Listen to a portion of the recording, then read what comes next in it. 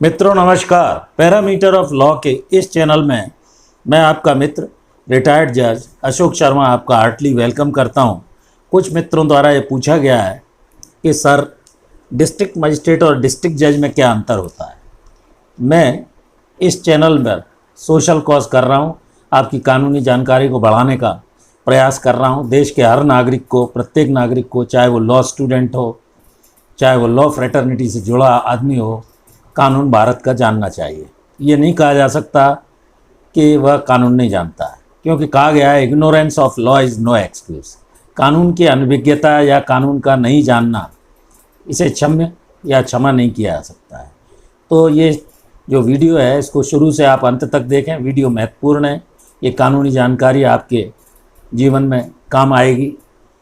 मेरी ये कोशिश है कि प्रत्येक विषय पर छोटे छोटे वीडियोस के माध्यम से आपके कानूनी कंसेप्ट को, देश का कानून को आप जानें, कानून की जानकारी आपकी बढ़ेगी। इंटरेस्टिंग टॉपिक है। तो जैसा आप जानते हैं कि दो तरह के मजिस्ट्रेट होते हैं। एक होते हैं एग्जीक्यूटिव मजिस्ट्रेट, कार्यपालिक मजिस्ट्रेट, और दूसरे होते हैं जुडिशल मजिस्ट्रेट।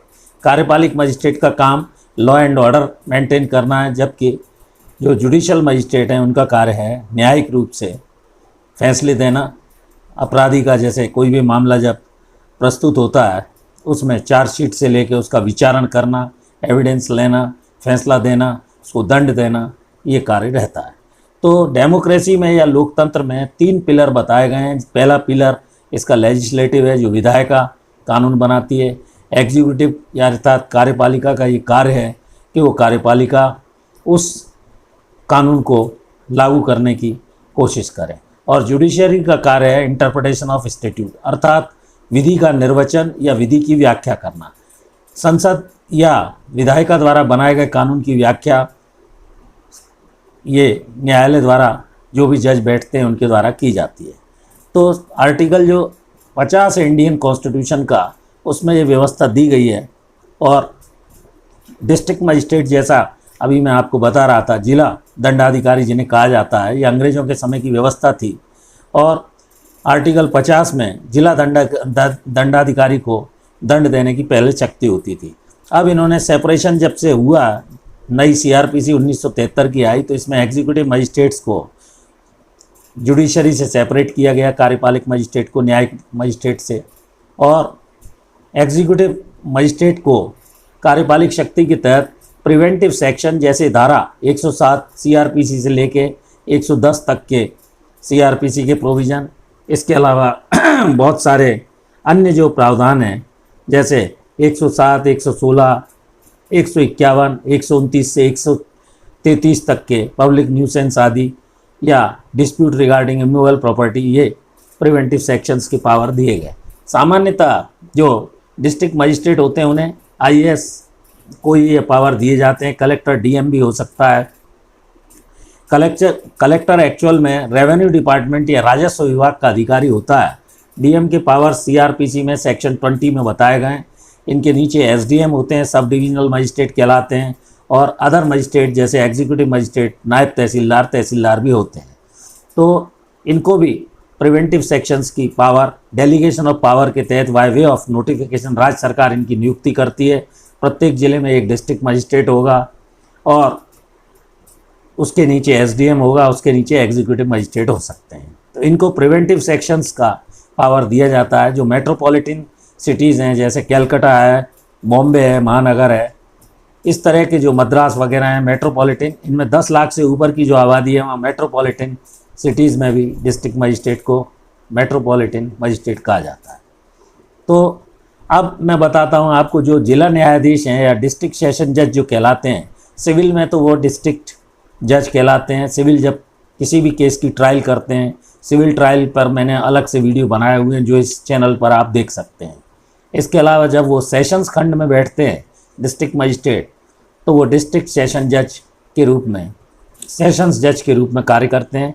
क्रिमिनल केस में किसी भी व्यक्ति के विरुद्ध कोई ऑफेंस जब पुलिस द्वारा रजिस्टर्ड किया जाता है, तो एफआईआर के बाद पूरी ट्रायल होती है। ट्रायल में विचारण का काम न्यायालय के कोर्ट ऑफ सेशन द्वारा जब वो कमिट होकर मजिस्ट्रेट की न्यायालय से अपराध ऊपर आ जाता है, उसमें चार्ज लगाना, उसका विचारण करना, प्रोसिक्यूशन की एविडेंस लेना, और उन दोनों की साक्ष्य का मूल्यांकन करने के बाद न्यायालय जब इस निष्कर्ष पर पहुंचता है कि वास्तव में अभियोजन अपना मामला संदेह से परे प्रमाणित करने में सफल हुआ है, तो ऐसी स्थिति में या तो एक्विटल का ऑर्डर या कन्विक्शन का ऑर्डर जैसी भी स्थिति एविडेंस के आधार पर उनके समक्ष मामले में आती है, ओरल और डॉक्यूमेंट्री ये एविडेंस होती है, तो डिस्ट्रिक्ट कोर्ट में जो डिस्ट्रिक्ट सेशन जज बैठते हैं, इसमें एडिशनल और असिस्टेंट सेशन जज भी हो सकते हैं, पावर्स मैंने अलग से बताई हुई हैं, तो वो मामले की सारी साक्ष्य का विश्लेषण करने के पश्चात और उसमें फैसला देते हैं।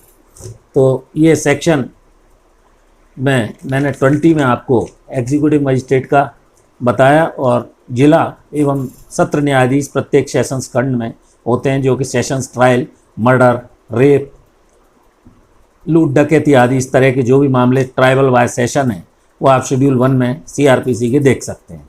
तो ये मित्रों, कैसा मेरा ये लेक्चर लगा, CRPC में जिला दंडाधिकारी जिला न्यायाधीश में क्या अंतर होता है, ये मैंने संक्षेप में इस वीडियो के माध्यम से आपको बताने का प्रयास किया। मैं आशा करता हूँ कि मैं आपको कानून समझाने का प्रयास कर रहा हूँ और आपकी समझ में भी आ रहा है। मेरे चैनल से काफ़ी लोग जुड़ गए हैं, तो 16,800 के करीब मेरे सब्सक्राइबर हो गए हैं। कृपया चैनल से जुड़े रहिए, अपनी कानूनी जानकारी को बढ़ाइए, और जब आप कानून को जानेंगे तो आप सक्षम होंगे, और कहीं भी कोई भी व्यक्ति आपको कानून के दायरे में, no one is above the law, कोई भी व्यक्ति कानून से ऊपर नहीं है। आप सक्षम होंगे, आपकी एम्पावरमेंट बढ़ेगी, आप लोगों को कन्विंस कर पाएंगे, और जहाँ भी आप निवास कर रहे हैं, अड़ोसी पड़ोसी सभी आपकी इज्जत करेंगे। इसी आशा के साथ इस चैनल में, इस वीडियो में यहीं तक। कल फिर मिलते हैं नए वीडियो के साथ। एक और अनुरोध, मेरी धर्मपत्नी श्रीमती अर्चना शर्मा का भी एक यूट्यूब पर चैनल है, अर्चनाज RTF, कृपया उस चैनल को भी सब्सक्राइब करें यदि नहीं किया है। उसकी वीडियोस को भी देखें, अच्छे वीडियो लगें तो लाइक करें, शेयर करें। धन्यवाद, नमस्कार।